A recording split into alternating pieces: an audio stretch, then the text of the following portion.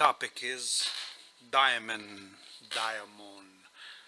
or as they pronounce it in Greek, demonio, demonion.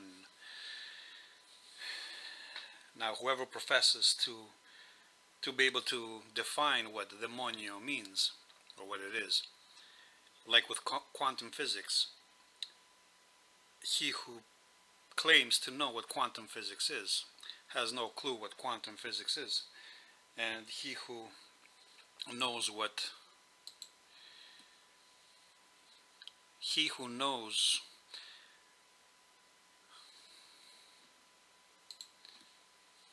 he who claims to know that what quantum physics is, according to the well-known quote, has no clue what quantum physics is.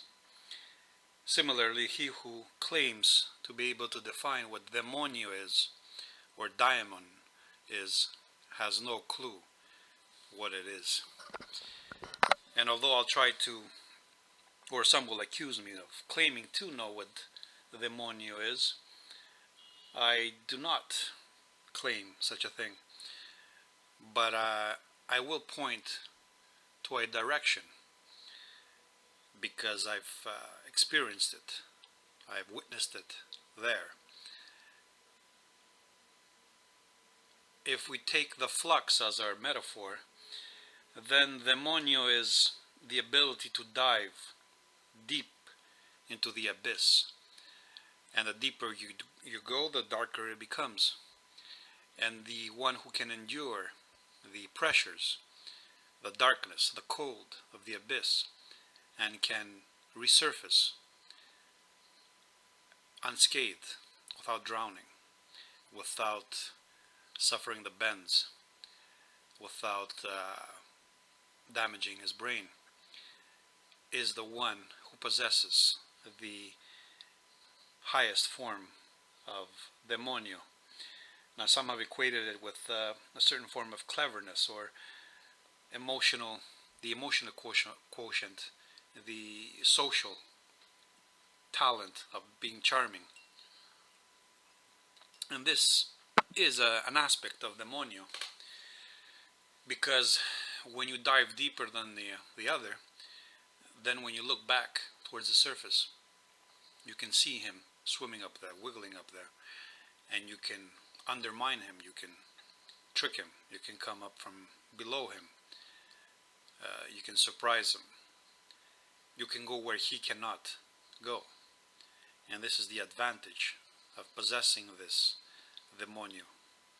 So for me, it's a cognitive ability to endure the abyss, or to dive deeper into the emptiness of existence, to weather the storm, to be able to fight the currents and to survive them.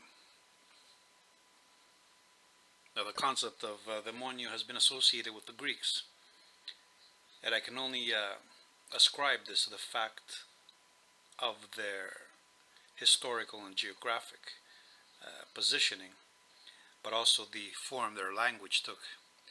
And this is why only the Germans could come close to it and could comprehend it.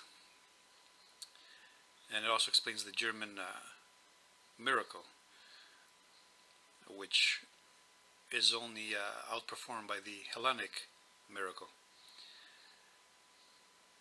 And this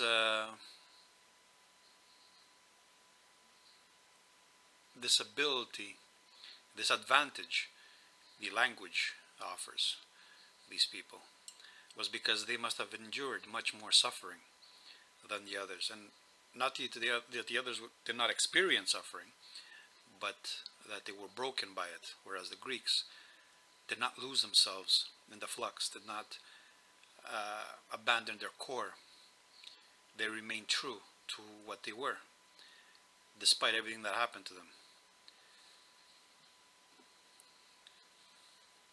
Therefore, despite the fact that many have tried to imitate it, to imitate its manifestation, its product, they could never accurately. Actually, it makes them look even worse when they try to imitate it and they fall short, because it's like a caricature.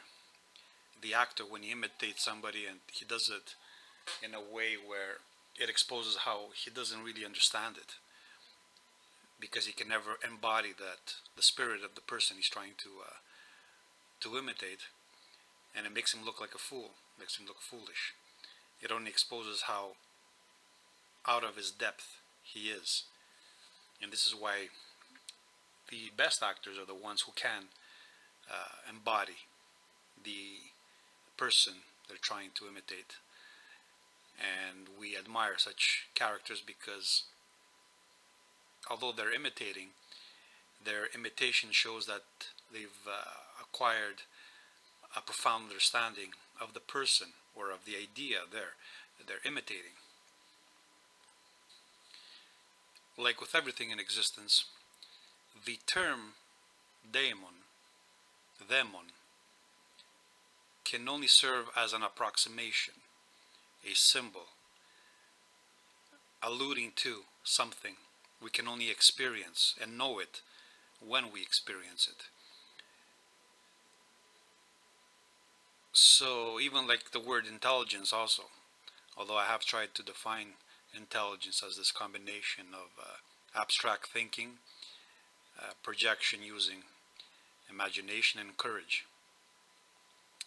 Even these terms that define or describe intelligence are ambiguous, they're artistic. Like everything concerning language when it refers to reality. They are not absolutes, they are artistic forms. And although they are ambiguous, they attain to a higher or to a lower degree of accuracy or profoundness. Like with everything in existence, the term daemon, can only serve as an approximation, a symbol, alluding to something we can only experience and know it when we experience it. So even like the word intelligence also, although I have tried to define intelligence as this combination of abstract thinking, projection using imagination, and courage.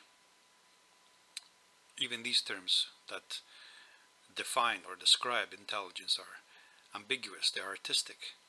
Like everything concerning language when it refers to reality.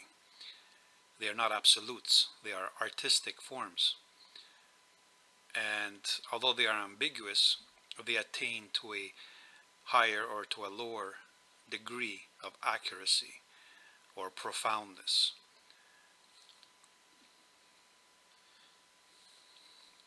So when we speak about degeneration or dumbing down or feminization, we are speaking about this loss of depth, this coming up towards the surface, this leaving behind the abyss, this loss of the ability to swim down there, to endure the pressure, to be shaped and formed by that pressure, by the currents, by the darkness.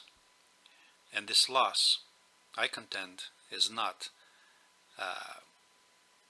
a nothing. It's not something we should take lightly, as some people do, and dismiss as irrelevant. Because it's the masculine spirit, the one that challenges reality, by first being the sex that challenges the authority of the other male, right? This is the sexual role of the male. It challenges authority. And by challenging authority, it usurps it, it replaces it. And when this loss, and of course this later becomes this challenging of nature, becomes this challenging of reality, this need to replace the forces of nature, which are personified as gods, with the man himself. And this of course becomes later the masculine nihilism, as I've described it. But it's at the root of everything we call creative, It's at the root of philosophy, of science, of art. And with the feminization of man, this is the loss. And the perfect example of the outcome is if we look at the East, where they hypothetically have a higher on average IQ and yet are the least creative between the Caucasian, the Indo-European races and the Asiatics, the Asian races. They've been emasculated, they've become effete, they've been feminized, and by becoming so, they have lost that demon, that masculine depth, that spirit of challenge, of diving into the deep, into the darkness, of enduring it, of seeking something more than what is.